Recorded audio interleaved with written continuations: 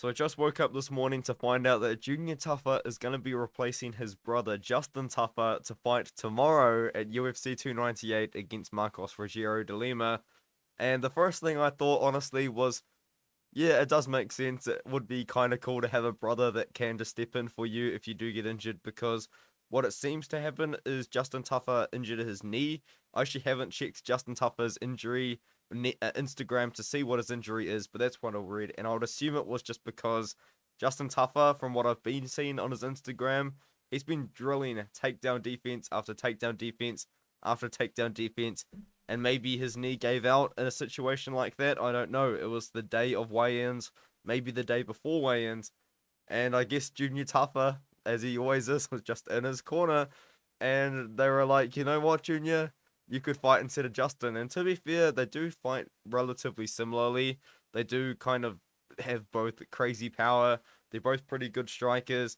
I think Junior Tafa is like really good, but I think that this matchup was better for Justin Tafa, if that makes any sense at all.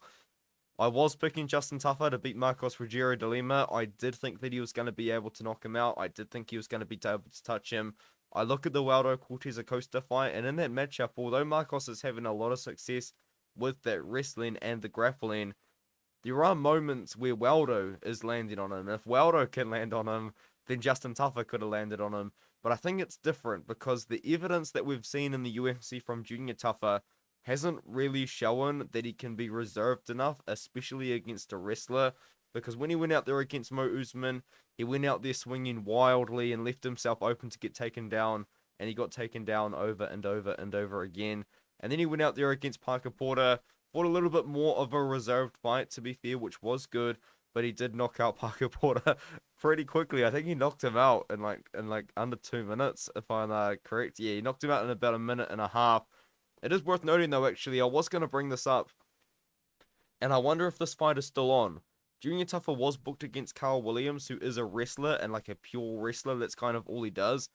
And I thought that was a really bad stylistic matchup for Junior. So maybe Junior's secretly been working on that takedown defense. But just from what I've seen, it doesn't give me a lot of confidence in him to be able to beat Marcos Rogerio de Lima. I think Rogerio de Lima, the odds on him, I think he's like minus 155, and Tuffer's like a slight underdog. And I feel like the odds makers at those odds must believe that Marcos's chin is done. They must think that he's too old. They must think quite a few things about him, to be fair. To only make him a minus 155 favorite against a guy coming in on 1 day's notice. Hopefully, I mean, he's got a fight coming up, so I'd assume he's been like keeping up, keeping in shape, training with Justin Tuffer. He weighed in at 249 pounds. I read somewhere, I think he actually posted on his own Instagram that he was thinking about going to 205 pounds. But for Junior Tafa, I feel like if he was to make a weight change, I feel like he would have to like lose a lot of like initial weight, you know what I mean? Because he couldn't cut the 50 pounds to get to 205. But yeah, the pick is Dilema. I do want to say this though. I feel like it is almost like too good to be true for Tafa to lose though, because I wanna like just kind of put this out there. I have a feeling in my balls that Junior Tafa goes out here and wins it, because I feel like it would just be too good. You know what I mean? But I can't pick just kind of based on a feeling. I know a lot of people kind of like to do that, and I do kind of recommend people to do that as well, because my gut feeling is always correct, and then my feeling that I choose is always incorrect. But I am going to go with Marcos Ruggiero de Lima. I think on 1 day's notice, I think a nightmare stylistic matchup with the wrestling. He's 39 years old almost, though. I think he's going to wrestle Junior Tuffer. Junior Tuffer has shown no takedown defense. It is worth noting, though, he's a very good striker. I think Junior Tuffer is like one of the better strikers in heavyweight right now. A former top 10 glory kickboxer, which nobody seems to talk about. He was up there. He knocked out guys. I mean, dude, if you watch his glory fights, they are so fun, man, because he just fights like an absolute maniac.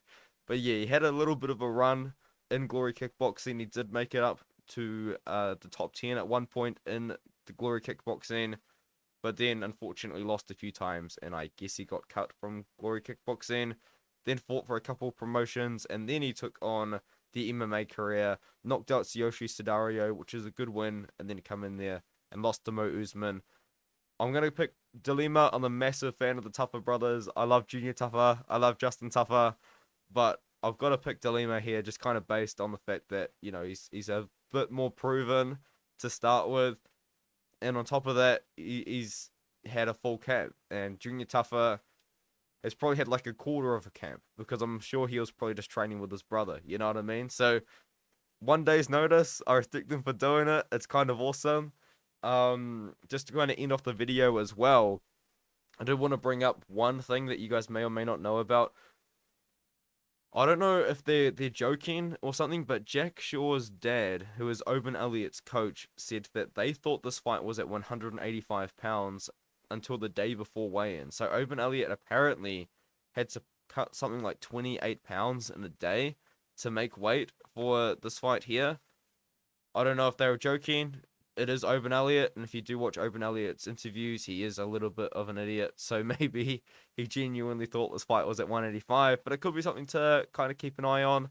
If Oban Elliott starts to gas out in that second round or something like that, it could genuinely just be to having a bad weight cut and not knowing what weight you're. Dude, they could have messaged me. I could have told them the fight was at 170. Anyone could have. I'm sure a lot of fans could have told them that the fight was at 170. They could have contacted the UFC. I don't know what was going on. I don't know. I don't know why Oban thought the fight was at 185. But anyway, I thought I'll bring that one up too, which is just a little bit of interesting information. UFC 298. Everybody made weight. But I guess the story of the day is Junior Tafa stepped in on short 1 day's notice. Dude, that's insane. And he's got a fight booked. Junior Tafa said he wanted to fight 5 times in 2024. I mean, no, he said he wanted to fight 5 times in 2023.